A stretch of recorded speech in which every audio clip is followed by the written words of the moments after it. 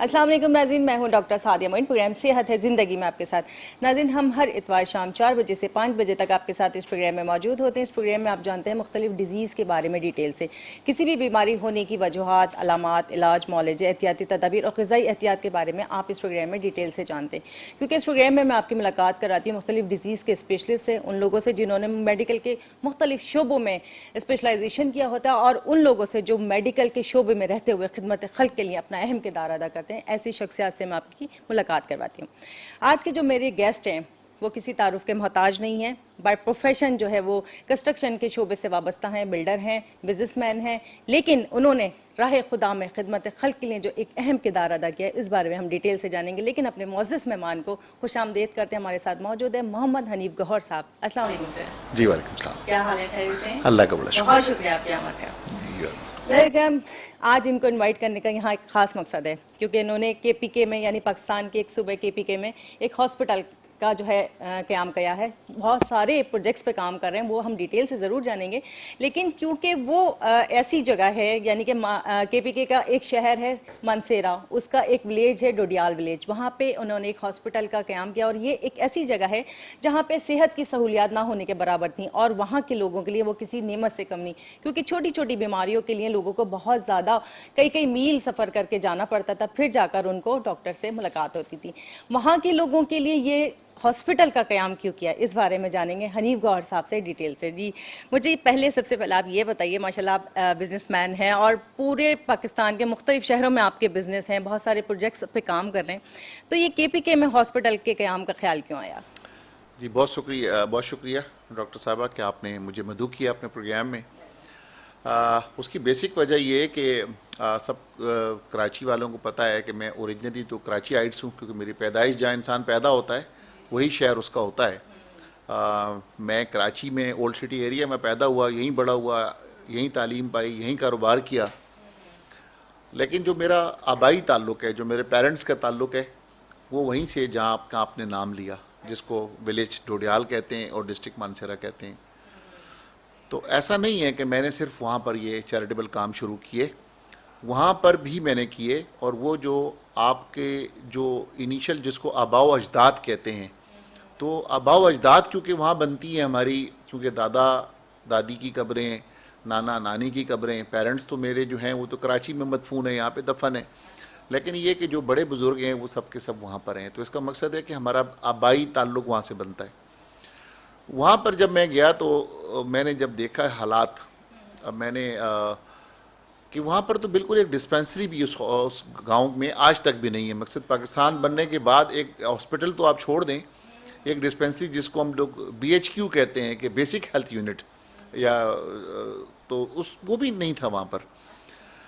तो मैं उससे पहले, अल्लाह का शुक्र है कि वो तो मैंने बाद में स्टार्ट लिए, लेकिन मैं आपको बताता चलूँ कि उससे पहले मैं कराची में अल्लाह की मेहरबानी से काम मैंने करना शुरू कर चुका था। मैं डॉक्टर अदीब रिजवी के साथ मिलकर यहाँ गुलिस्तान जौहर के अंदर हमने SIUT आलमोस्ट कंप्लीशन पर है, ब्लॉक 14 के अंदर अगर आप जाके देखें। और दूसरा अल मुस्तफ़ा हॉस्पिटल कराची के अंदर मलीर के अंदर आप जाके चेक करें, वो भी माशाल्लाह कंप्लीशन पर है। ये सारे चैरिटेबल इदारे आपके इल्म के अंदर है कि सारे ये अल्लाह की रज़ा के लिए काम कर रहे होते हैं। और दूसरा सैलानी वेलफेयर ट्रस्ट के साथ, मौलाना बशीर फ़ारूकी के साथ, उनके साथ हम इन्वॉल्व हैं। जो आपकी IT का जो काम होता है, IT इंस्टीट्यूट, उनके साथ हम चैरिटेबल इदारों में हम काम कर रहे हैं। तो कराची में ये तमाम चीज़ें हम कर रहे हैं। और उसके अलावा जब हमने ये सोचा कि वहाँ अशद ज़रूरत है कि वहाँ पे, क्योंकि इंसान तो सब जगह एक जैसे हैं, चाहे वो हमारे भाई सिंध में हो, चाहे वो KPK में हो, चाहे वो बलूचिस्तान में हो, चाहे वो कश्मीर में हो, चाहे वो गिलगित बिल्तिस्तान में हो, हर जगह पे हमारे भाई हैं। क्योंकि जनाब, इंसानियत पहले, मजहब बाद में। ऑफ कोर्स ये वाली बात है। मैं तो इन बातों पे, ज़बान पे और इन चीज़ों पर यकीन नहीं रखता। मैं तो इंसानियत पर यकीन रखता हूँ। इंसानियत होनी चाहिए, ना उसको मज़हब को सामने रखते हैं, ना इस चीज़ों पर यकीन करते हैं कि कौन सा इंसान कौन सी ज़बान बोलने वाला है। मैं समझता हूँ कि ये हमारी गलतियाँ हैं, ये हमारी तकसीम का ज़रिया है। जो हम तकसीम आपस में जब कौमें हुई भी हैं, इन्हीं वजूहात की वजह से हुई भी हैं।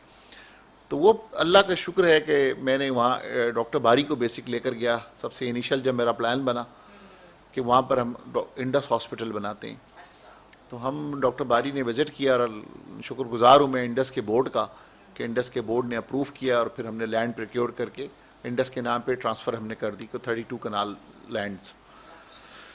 اس کے بعد جو ہے ایک پروگرام ہمارا بنا کہ وہاں پر اسکلڈ ایجوکیشن, ہمارے یہاں پر بچے آج کل ڈگریاں لے کے نکل رہے ہیں لیکن ان ڈگریوں کے بعد ان بچوں کو نوکریاں نہیں مل رہی. تو وہ ہم نے سوچا کہ ہم کیا کر سکتے ہیں کہ لوگوں کے لیے نوکریوں کا بندوبست کیسے کر سکتے ہیں, ان کے معاشی طور پہ ان کے کیسے مضبوط کیا جا سکتا ہے.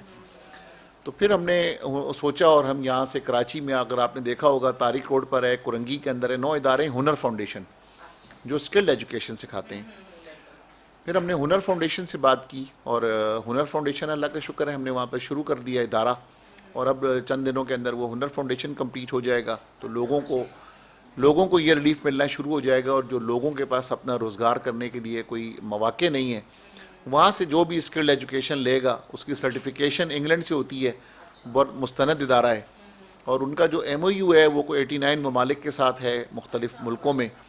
تو وہ میں سمجھتا ہوں کہ ہمارے جو یہ غریب بچے ہیں تو جب یہ وہاں سے کوئی اسکل سیکھیں گے تو انشاءاللہ تعالیٰ ان کو مستقبل میں فائدہ ہوگا اور اپنے گھر کے کفیل بن سکیں گے. اور اب میں آتا ہوں آپ کے المصطفیٰ ہاسپٹل ڈوڈیال پر. اس کا ماضی کچھ اس طرح تھا کہ ایک کیمپ کے لیے مجھے ریکویسٹ کی گئی کہ میرا گھر تھا وہاں پر ڈوڈیال میں, تو ڈاکٹرز کے رہنے کے لیے جگہ ریکوائرڈ تھی اور کیمپ لگانے کی ریکوائرڈ تھی. تو حاجی حنیف طیب صاحب کا جو المصطفیٰ ہسپتال ہے وہاں سے مجھ سے رابطہ کیا گیا جناب پیر محمد شکیل صاحب نے کہ آپ جو ہے تو ہمیں یہ جگہ پرووائڈ کر دیں تاکہ ہمارے ڈاکٹرز رہ سکیں. 3 دن کا کیمپ ہم کرنا چاہتے ہیں, تو باقی کا سارا انتظام ہم کریں گے.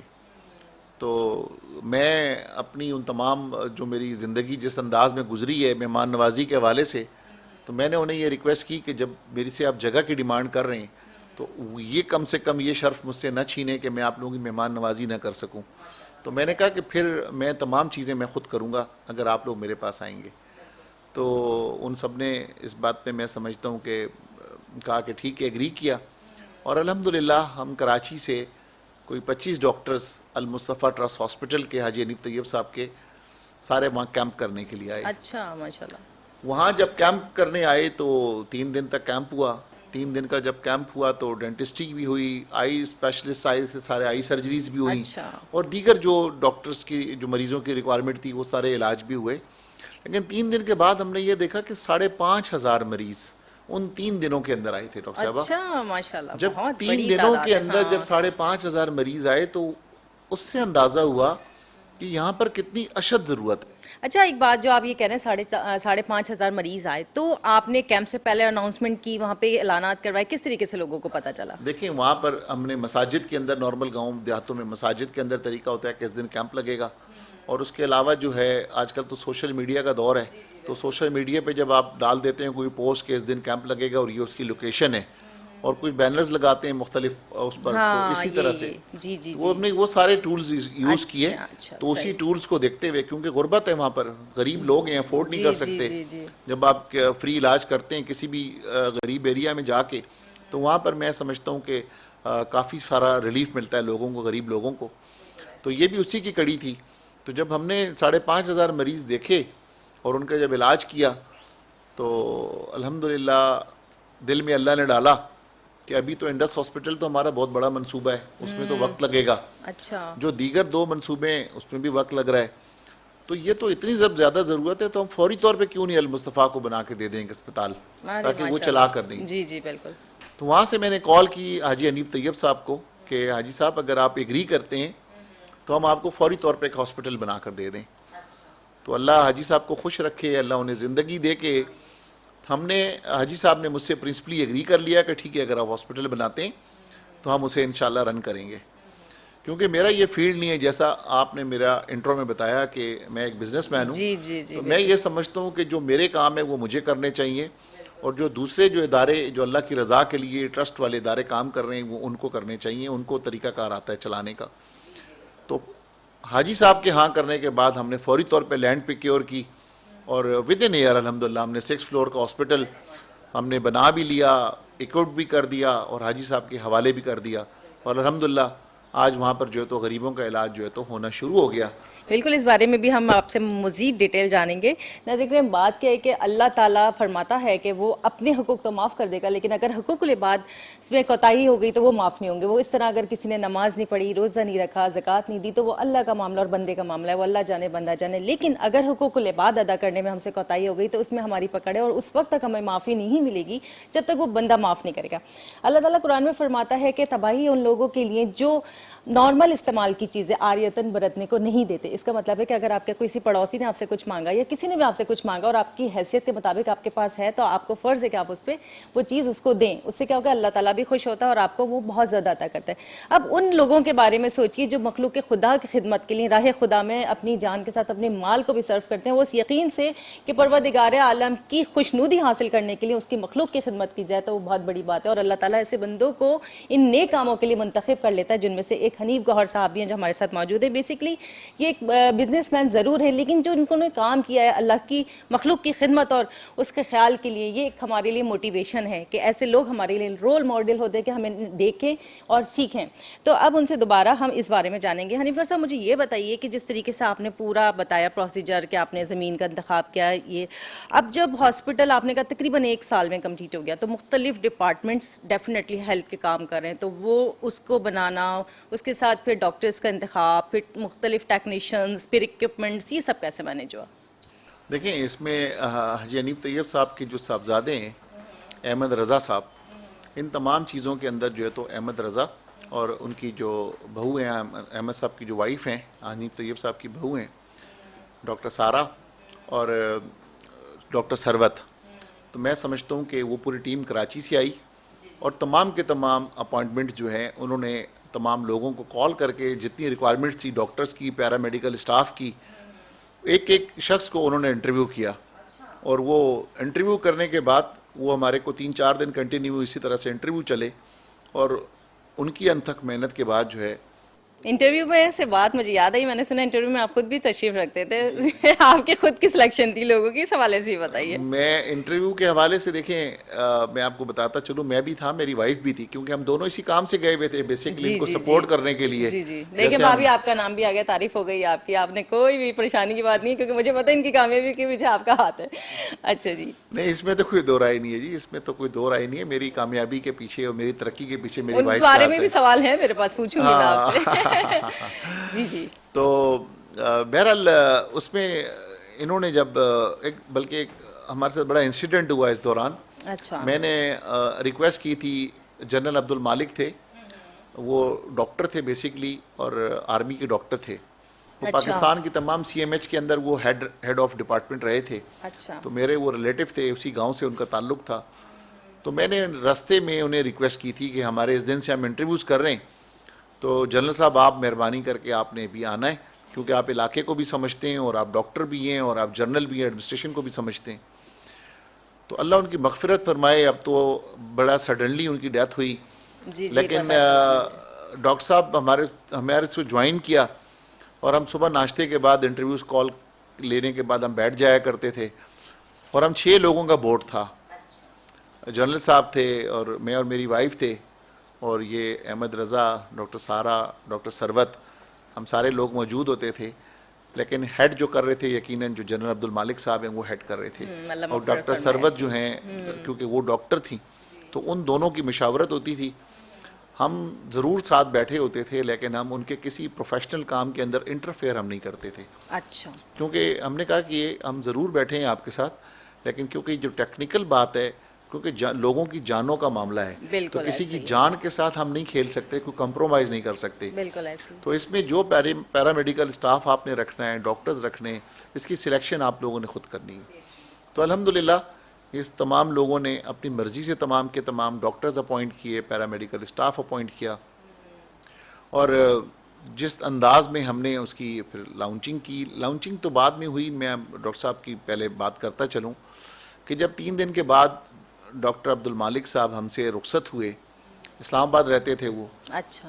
وہ ہم سے جب رخصت ہوئے تو اللہ نے ان کو زندگی کا موقع نہیں دیا، اور 1 دن کے بعد ہی وہ صرف 1 دن کے بعد اپنے ہی گھر سے سلپ ہو گئے.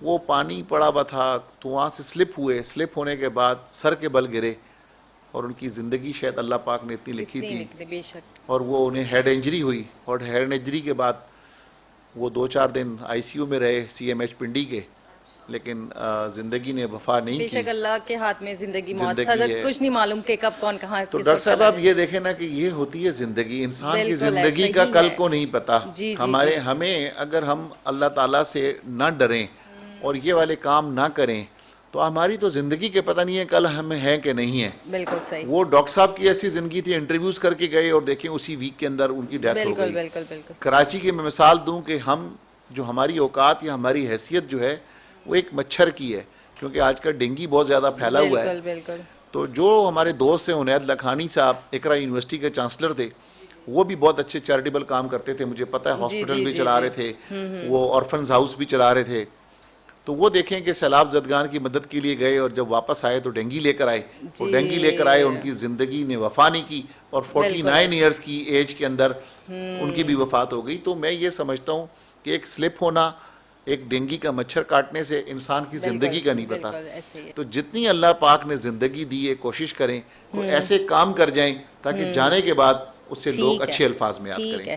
ناظرین کرام, ہمارے ساتھ موجود ہیں حنیف گوہر صاحب, جو خدمت خلق کے لیے انہوں نے اہم جو کام سر انجام دیے ہیں اس بارے میں ہم جان رہے ہیں. آپ کے اور ہمارے درمیان ایک چھوٹا سا بریک ہے, ملتے ہیں بریک کے بعد.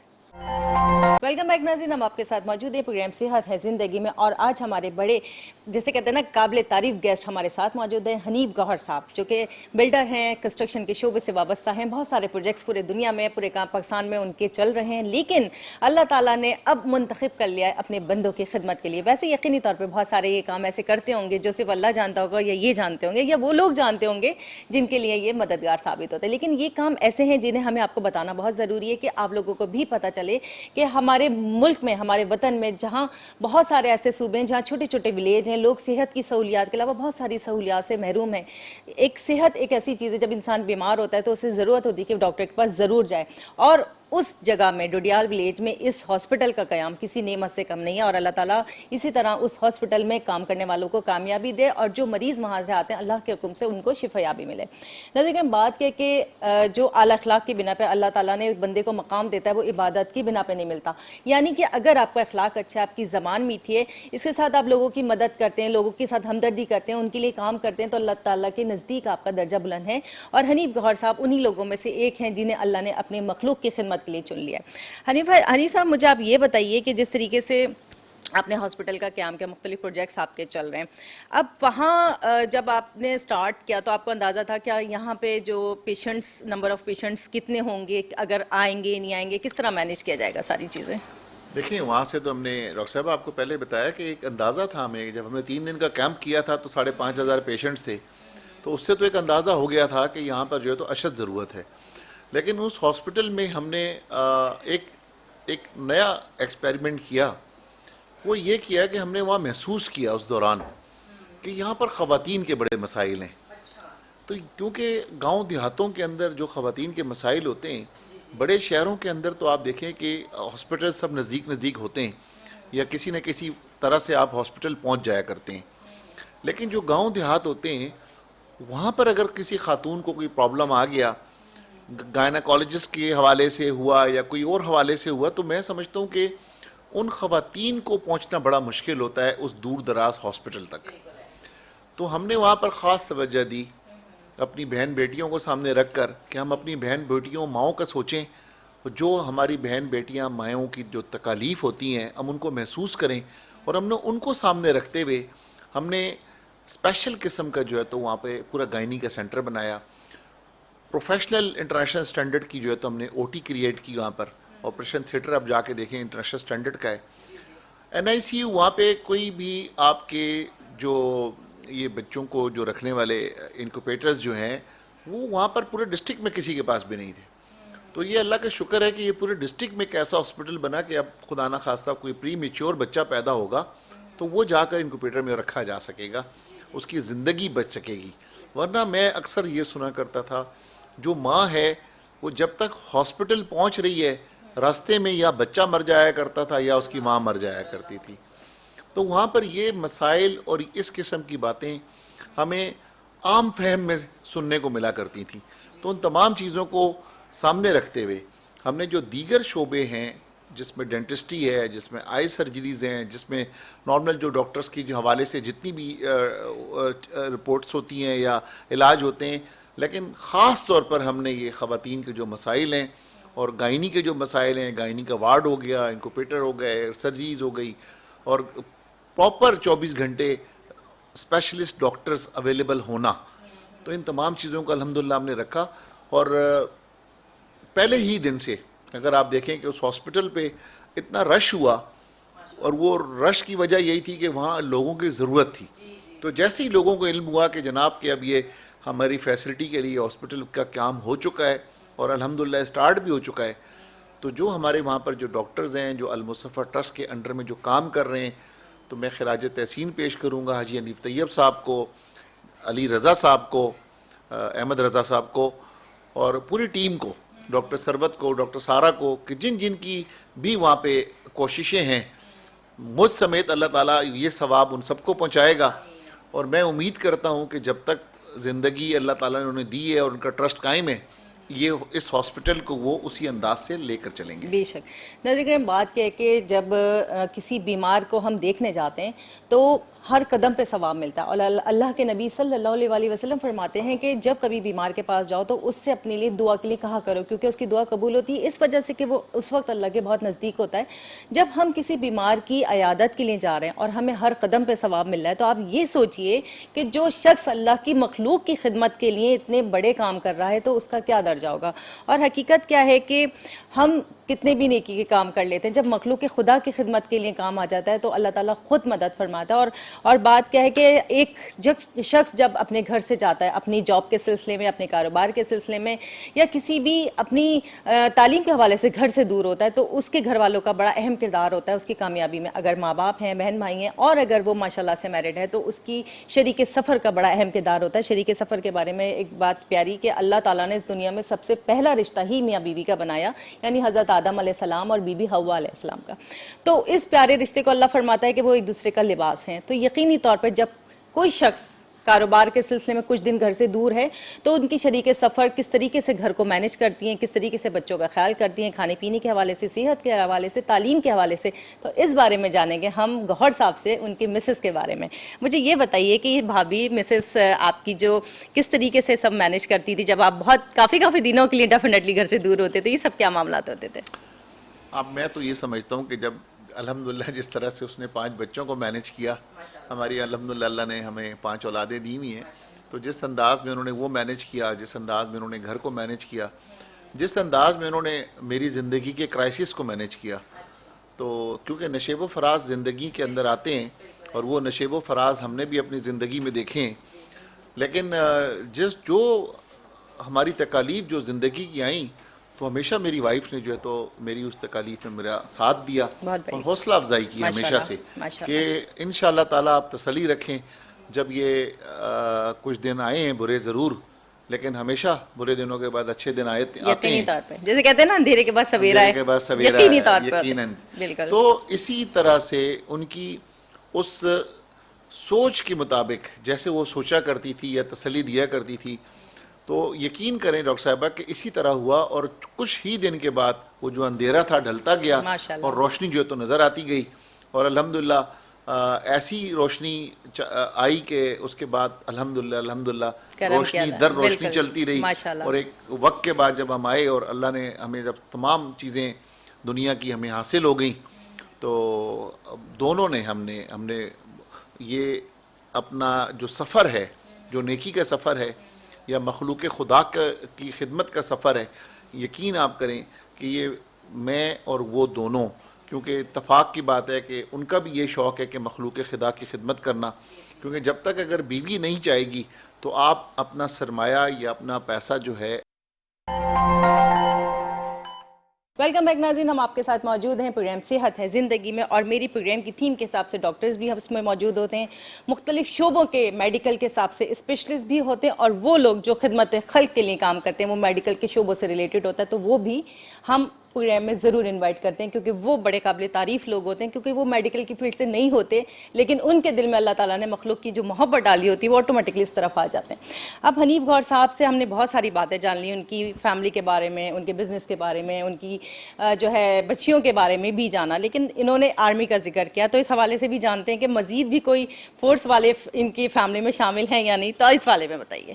جی ڈاکٹر صاحبہ, بالکل, جیسے میرے بڑے داماد الحمدللہ پاکستان آرمی کے اندر ہیں, میجر ہیں اس وقت, اور میرے دوسرے داماد پاکستان ایئر فورس میں ہیں. اچھا, ماشاء اللہ. جواد طاہر, اسکواڈرن لیڈر جواد طاہر جو ہیں الحمدللہ JF-17 تھنڈر کے پائلٹ ہیں, ماشاء اللہ. تو میرے دو داماد جو ہیں تو الحمدللہ وہ فورسز سے تعلق ہے. تیسرے داماد میرے لائر ہیں, وہ انگلینڈ سے لاء پڑھ کر, آپ نے جب وہاں سے جی آپ نے دیکھا ہوگا آپ نے کہ وہاں ہاسپٹل کے پاس ہی ہمارا ایک آرفن ہاؤس ہے جو سیکنڈ ورلڈ وار کے بعد بنا تھا, SOS ولیج, جو پوری دنیا کے اندر یہ آرفن ہاؤسز ہیں, اور ان کا بڑا ہی زبردست طریقہ ہے کہ جس انداز میں اس کو یہ رن کر رہے ہیں.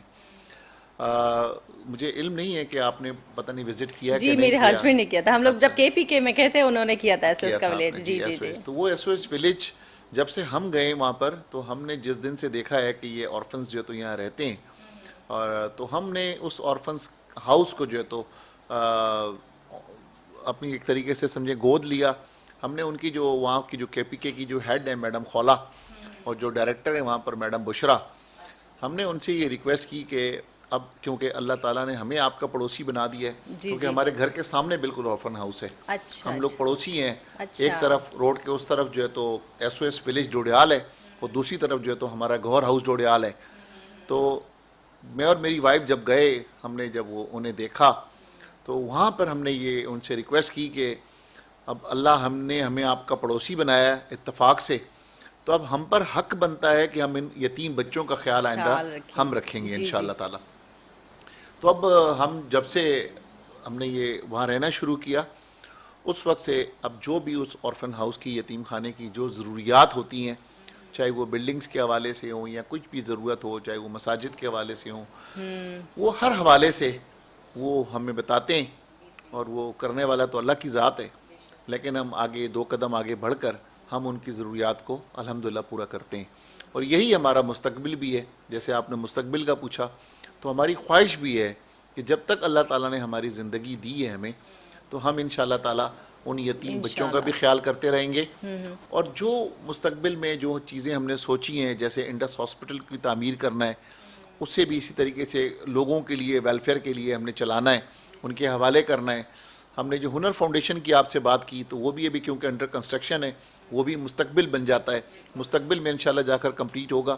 تو ہماری یہ تمام خواہشات ہیں کہ ہم نے جتنے کام شروع کیے ہیں یا جتنے کام سوچے ہیں, انشاءاللہ مستقبل میں اللہ تعالیٰ ہم سے وہ تمام کے تمام کام کروائے, تاکہ وہ مکمل ہوں, تاکہ ہم جیسے آج آپ نے بلایا ہے, ایک ادارہ مکمل ہونے کے بعد اور ایک SOS ولیج کی ذمہ داری لینے کے بعد, جب ہمارے دیگر ادارے ایک ایک کر کے کمپلیٹ ہوتے جائیں گے, تو ہم انشاءاللہ تعالیٰ ہر سال کم از کم آپ کے ساتھ کوئی نہ کوئی ایسا پروگرام کریں کہ ہم نے جو آپ سے 1 سال پہلے جو بات کی بھی ہو, اگلے سال مکمل ہونے کے بعد ہم ایک آپ کے ساتھ ایک نیا پروگرام کریں. انشاءاللہ. ناظرین کرام, جس طریقے سے حنیف گوہر صاحب نے بتایا SOS جو ان کا آرفنیج جو اس میں بہت سارے یتیم بچے ہیں. بیسیکلی ان بچوں کی جیسے کہتے ہیں نا, خیال کرنا بھی بڑی نعمت کی بات ہے. کس طریقے سے نبی کریم صلی اللہ علیہ وسلم کے پاس ایک شخص آیا, اس نے اپنے دل کی سختی کی بتایا کہ میرا دل بڑا سخت ہے, تو نبی کریم صلی اللہ علیہ وسلم نے اسے فرمایا کہ یتیم کے سر پہ ہاتھ رکھا کرو, مسکین کو کھانا کھلاؤ. یعنی کہ یتیم کے سر پہ فرمایا جب جتنے بال اس کے تمہارے ہاتھ کے نیچے آئیں گے تمہیں اتنا ثواب ملے گا. اب آپ سوچ سکتے ہیں کہ بال اللہ تعالیٰ نے ایسی ہمارے جسم کا آرگن بنایا ہے کہ ہم اس کو گن نہیں سکتے, لیکن یہ ضرور ہے کہ جتنے ہاتھ مطلب آپ نے یتیم کے سر پہ رکھنے آپ کو اتنا ہی ثواب ملے گا. اور جس طریقے سے حنیف گوہر صاحب نے بتایا کہ وہ اس ولیج میں ایک SOS آرفنیج ہے جس کو یہ لک آفٹر کر رہے ہیں, تو جناب مجھے یہ بتائیے کہ اس میں بچے ہیں کتنے ہیں, جس طریقے سے آپ ان کی کیئر کرتے ہیں؟ اس میں 150 بچے ہیں, 150 بچے الحمدللہ. اور اس میں اپ اینڈ ڈاؤن کبھی کچھ تھوڑے کم ہوتے ہیں یا کبھی زیادہ ہوتے ہیں, کیونکہ جو ان کا کرائٹیریا, اس کرائٹیریا پہ جو بچے پورے اترتے رہتے ہیں تو وہ انہیں اس میں رکھتے ہیں. اچھا, تو ان کی جو تعلیم کے معاملات ہیں اور رہائش کے, کھانے پینے کے معاملات, یہ کس طریقے سے مینیج کرتے ہیں؟ سب اندر اسکول ہے جی, وہاں پر 150 بچے یہ پڑھ رہے ہوتے ہیں, 1350 1500 بچے ہمارے اسکول میں پڑھتے ہیں. جو SOS ولیج کا اپنا اسکول ہے. جو باہر سے بچے آ رہے ہوتے ہیں انہیں وہ بالکل تھوڑی سی چھوٹی سی فیس لے کر اس بچوں کو بھی پڑھا رہے ہوتے ہیں, اور یہ 150 بچے جو ہیں اس میں مکمل فری ایجوکیشن لے رہے ہوتے ہیں. اچھا. اور ایک ایک ہاؤس کے اندر تقریباً 10 بچے ہوتے ہیں. بہن بھائیوں کا کانسیپٹ بنایا ہوا ہے. اچھا. بیچ میں جو تو کریٹڈ مدر ہوتی ہیں جو کہ اپوائنٹڈ ہوتی ہیں کیونکہ ان کے ماں باپ خود نہیں ہوتے. اچھا. تو ایک طرف 5 بچیاں ہوتی ہیں, ایک طرف 5 بچے ہوتے ہیں. تو ان کا وہ کانسیپٹ یہ ہے کہ یہ تمام اس گھر کے بہن بھائی ہیں اور یہ ان کی والدہ ہے. اچھا. اور وہ جو ہے تو خود اپنے گھروں کی صفائی کرتے ہیں, اپنے گھر کا کھانا بناتے ہیں. اچھا. اور اپنا جو وقت ہوتا ہے ان کی تعلیم کا وہ جا کر اس ٹائم ایجوکیشن اپنی حاصل کرتے ہیں اسکول میں. جو دینی تعلیم کا ان کا وقت ہوتا ہے وہ اندر ہی مسجد ہے, وہاں جا کے قرآن حفظ کرتے ہیں. ماشاءاللہ. اور قرآن کی جو تعلیم ہے, یعنی دین اور دنیا کی تعلیم ساتھ دی دین جا اور رہی ہے. دنیا کی سب ود ان دی باؤنڈری ہے. ان کو باؤنڈری سے باہر جانے کے اچھا. لیے بہترین. بالکل باؤنڈری سے بہت سختی ہوتی ہے, باؤنڈری سے باہر نہیں جانے دیتے. الحمدللہ بہت بڑی پریمیسز ہے اور وہ اسی کے اندر رہتے ہوئے وہ بچے اپنی تعلیم حاصل کر رہے ہوتے ہیں. کیونکہ جو ہماری وہاں کی میڈم ہے, میڈم خولا, شی از اے ایجوکیشنسٹ. ان کا اپنا اقرا اکیڈمی کے نام سے ایبٹ آباد کے اندر اسکولز ہیں اور ان کی یہ خواہش ہے کہ یہ ساری میری اولادیں ہیں اور میں اپنی اولادوں کو جو ہے تو صرف اور صرف تعلیم دینا چاہتی ہوں کہ یہ تعلیم حاصل کریں گے تو اپنا معاشرے کے اندر کوئی مقام بنائیں گے. الحمدللہ ہمارے وہیں کے آرفنز بچے جو ہے اس وقت پاکستان آرمی کے اندر کوئی کیپٹن ہے, کوئی میجر ہے, کوئی آرکیٹیکٹ ہے, کوئی دنیا کے کسی ملک کے اندر ہے. تو جب ہم وہ دیکھتے ہیں نا ہمارے آرفن بچے, کتنے سال ہو گئے تقریباً اس کو؟ اسے تو تقریباً کو 30 سال ہونے کو آگے پاکستان میں. کیونکہ آپ نے آرمی اور میجر ہونے کی بات کی, میں نے کہا اس کا مطلب پرانا ٹائم ہے. جی جی پرانا ہے جی, یہ تو کافی پرانا بنا ہوا ہے جی. میں نے تو آپ کو پہلے کہا تھا نا کہ یہ اس کی جو بیسک بنیاد تھی وہ تو سیکنڈ ورلڈ وار کے بعد تھی. لیکن یہ والا جو یونٹ بنا تھا یہ 1982 کے اندر بنا تھا جی. 1982 سے یہ چل رہا ہے. تو اس وجہ سے وہ بچے سارے وہاں رہ رہے کہ ماشاءاللہ پل کے بڑے بھی ہو گئے, کامیاب. اللہ کا شکر ہے کہ لاہور سے NCA کے آرکیٹیکٹ بچے بنے ہوئے ہیں ہمارے, وہاں کے کئی فورسز کے اندر ہیں. اچھا. تو یہ سارا ایجوکیشن کی وجہ سے کہ ان سب کو ایجوکیشن ملی ہے, اس وجہ سے وہ بچے خود آگے نکل گئے. واہ واہ, زبردست, بہت ہی پیاری بات. ناظرین بات کہ جو آج ہم نے جتنی پیاری باتیں حنیف گوہر صاحب سے جانی ہے مختلف شعبوں کے حوالے سے بھی, اور چونکہ یہ بزنس مین ہیں تو مختلف ہمارے پاکستان کے شہروں میں ان کے پروجیکٹس کام کر رہے ہیں جو کہ بزنس کے حوالے سے بھی ہیں اور خدمت خلق کے حوالے سے بھی ہیں, اور اس کے ساتھ ساتھ جو بہت ساری پیاری باتیں انہوں نے کی وہ ہمارے لیے موٹیویشن ہے. تو اب اپنے معزز مہمان کا شکریہ ادا کرتے ہیں اس لیے کہ ہمارے ٹائم پروگرام کا اختتام کی طرف ہے. حنیف گوہر صاحبہ کا بہت شکریہ, آپ نے اپنا قیمتی وقت ہمارے ساتھ شیئر کیا. ناظرین پروگرام صحت زندگی سے اپنی میزبان ڈاکٹر سعدیہ معین کو اجازت دیجیے. اللہ نے چاہا زندگی رہی, پھر ملاقات ہوگی. اللہ حافظ.